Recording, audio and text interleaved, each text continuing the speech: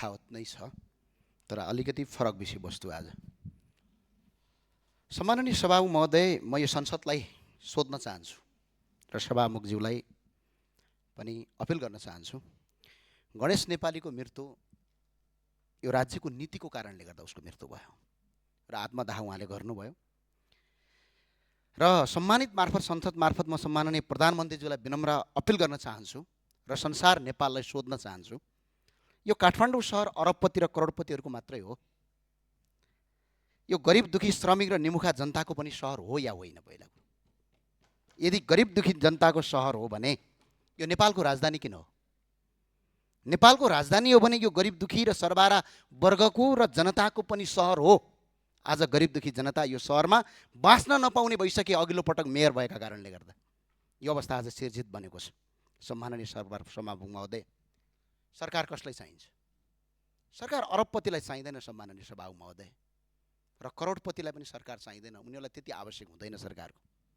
सरकार ती व्यक्तिलाई चाहिन्छ जो गरिब छन्, जो निमुखा छन्, जो अपहेलित छन्, जसलाई सरकारको आवश्यकता छ। तर आज सरकार ठ्याक्क उल्टो देखिन्छ। सरकारका नीति ठ्याक्क उल्टो छन् सम्माननीय सभामुख महोदय।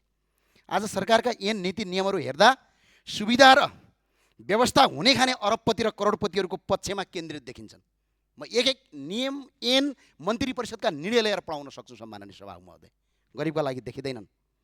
जसको खल्तीकोमा पैसा छ उसले नेपालमा बाँच्न पाउँछ, तर जसको खल्तीमा पैसा छैन उसको जीवनको कुनै मूल्य छैन भन्ने जस्ता सन्देशहरू सरकारका नीति तथा कार्यक्रमले दिइरहेका छन् सम्माननीय सभामुख महोदय। सम्माननीय सभामुख महोदय, नीति तथा कार्यक्रम यस्तो नबनाऊ जुन जनताले थेक्न सक्ने होस्, यस्तो बनाऊ जुन जनताले थेक्न सक्ने होस्। आफ्नो घरबार बेचेर राज्यको जरिवाना तिर्नुपर्ने कानुनले न राज्य सुरक्षित हुन्छ न जनताको जीवन सुरक्षित हुन्छ सम्माननीय सभामुख महोदय। यो युरोप होइन, यो नेपाल हो। यहाँ सबै अरबपति छैनन्, सबै करोडपति छैनन् सम्माननीय सभामुख महोदय। सम्माननीय सभामुख महोदय, हामी युरोपका देशभन्दा बढी कर तिर्छौँ, तर सुविधा भन्ने हामीले कस्तो पाउँछौँ? सोमालियाको भन्दा तल्लो स्तरको सुविधा पाउँछौँ। त्यही भएको हुनाले सम्माननीय सभामुख महोदय, आज नागरिकले औसत 40% भन्दा बढी हिस्सा करमा तिर्छन् अहिले पनि गएर। तर के दियौँ त हामीले? राज्यले के दिन्छ हामीलाई? 40% कर दिँदा न त शिक्षा निशुल्क दिन्छ, न त स्वास्थ्य निशुल्क दिन्छ, न त गतिल्लो बाटो दिन्छ, न त पार्किङ गर्ने कुनै व्यवस्था दिन्छ। तर राज्यले करमाथि कर मात्र लिएपछि अनि यो देश कसरी बन्छ सम्माननीय सभामुख महोदय?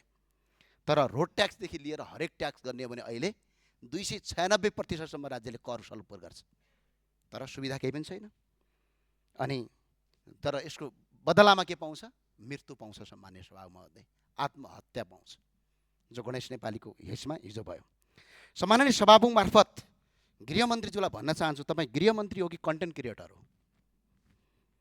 गृहमन्त्रीले हिजो फिल्मको नायक जस्तै मिडिया घेरेर, चलचित्रको नायक जस्तै कहिले एयरपोर्ट, कहिले कता, कहिले उता दौडिरहनु भएको थियो पुरै क्यामेरा बोकेर। यदि साँच्चै उपचार गर्ने उद्देश्य यदि थियो भने आज गणेश नेपालीको मृत्यु हुँदैन थियो सम्माननीय सभामुख महोदय। आज उनको जीवन बाँच्ने थियो। हामीलाई क्यामेरामा गृहमन्त्री कहाँ हिँड्यो, आज गृहमन्त्रीले युट्युबहरू कति चलायो, आज युट्युबमा कन्टेन्ट कति क्रिएटर गर्यो, त्यो महत्त्वपूर्ण कुरा होइन। महत्त्वपूर्ण कुरा गृहमन्त्रीको आदेशबाट जनताको जीवन बाँच्यो कि बाँचेन भन्ने कुरा हो। आज सुविधा सम्पन्न अस्पतालमा बेलैमा उपचार गरिदिएको भए, एयर एम्बुलेन्सहरू पुर्याइदिएको भए, त्यो एयरपोर्टमा दौडिनुको सट्टा एउटा प्लेन मात्र एयरपोर्टमा पठाएर दिल्ली जान कति लाग्छ? 2 घन्टा सम्माननीय सभामुख महोदय। आज ऊ मान्छे गणेश नेपालीको जीवन बाँच्थ्यो, तर के भयो?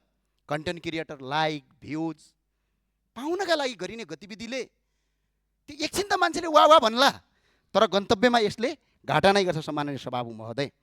त्यही भएर सम्माननीय सभामुख मार्फत गृहमन्त्रीलाई जिम्मेवारी बन्न, कन्टेन्ट क्रिएटर नबनी देशको वास्तविक गृहमन्त्री बन्न म अनुरोध गर्न चाहन्छु। र गृहमन्त्री र मन्त्रीज्यूहरूलाई सडकमा चटक देखाउने होइन, काम गर्नका लागि आदेश दिने हो। आदेशको पालना भयो कि भनेर त्यसको कार्यान्वयन गर्ने हो।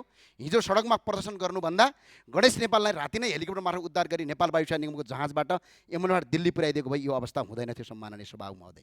म आज याद दिलाउन चाहन्छु सम्माननीय सभामुख महोदय, प्रतिनिधि सभाको संसदको गेट अगाडि इलामका प्रेम प्रसाद आचार्यले आत्मदाह गर्नुभएको थियो भने आज ठ्याक्कै 1-2 वर्ष 2-3 वर्ष नपुग्दै आज मुहुका गणेश नेपालीले मट्टीतेल छर्किएर आज आत्मदाह गर्नु पर्यो। उनीहरूको पीडा एउटै थियो कि यो देशमा गरेर खान पाऊँ, बसेर गर्न पाऊँ, गरी खान पाऊँ भन्ने हो सम्माननीय सभामुख महोदय। तर सरकार फेरियो, कुर्सी फेरिए, तर जनताको पीडा फेरिएन सम्माननीय सभामुख महोदय। कुर्सी फेरिनु, सरकार फेरिनु महत्त्वपूर्ण कुरा रहेनछ। महत्त्वपूर्ण कुरा जनताको जीवन फेरिनुपर्ने रहेछ। सरकारले पछिल्लो पटक जनताको जीवन सहज बनाउने भने झन् कठिन बनाउने नीति बनायो सम्माननीय सभामुख महोदय। सरकारको नारा चाहिँ अत्यन्त राम्रो छ, गरिबको चमेली बोल दिने कोही छैन। बोल्न दे सरकार, बोल्न दे सरकार, मनको कुरा खोल्न दे सरकार। तर आज गरिब दुखी जनतालाई सरकारले करमाथि कर थपेर आज बिजोको अवस्था पुर्याएको छ। आफ्नो सम्माननीय सभामुख महोदय, सदस्य भनाइ छोट्यौँ, मैले सकिहालेँ सम्माननीय सभामुख महोदय। सम्माननीय सभामुख महोदय, म आज सरकारलाई सोध्न चाहन्छु, ठेलागाडामा व्यापार गरेर जीविकोपार्जन गर्नेहरूको व्यवस्थापन कहाँ छ? पठाउ र ट्याक्सी जस्ता सेयर राइडिङहरू चलाएर दैनिक जीविकोपार्जन गर्नेहरूको पार्किङ कहाँ छ? सम्माननीय सभामुख महोदय, सडकमा बसेर व्यापार गर्नुपर्छ भन्ने मान्यता छैन, तर ती नागरिकका लागि वैकल्पिक व्यवस्था किन गरिएन? उनीहरूलाई व्यवस्थित स्थान किन उपलब्ध गराइएन? जीविकोपार्जन गर्ने वातावरण किन सिर्जना गरिएन? यही प्रश्नको जवाफ यो सरकारलाई, जनतालाई दिनुपर्छ सम्माननीय सभामुख महोदय। यो सरकारलाई 100 दिनमै सबै काम पुरा गर भन्न खोजेको होइन मैले, तर कम्तीमा जनतालाई मार्ने होइन बचाउने नीति ल्याउनुपर्छ। दुर्भाग्यवश सरकारले जनताले पाउँदै आएको गरिब दुखीले इन्सुरेन्स बिमासम्म कटौती गर्यो 100 दिनमा सम्माननीय सभामुख महोदय।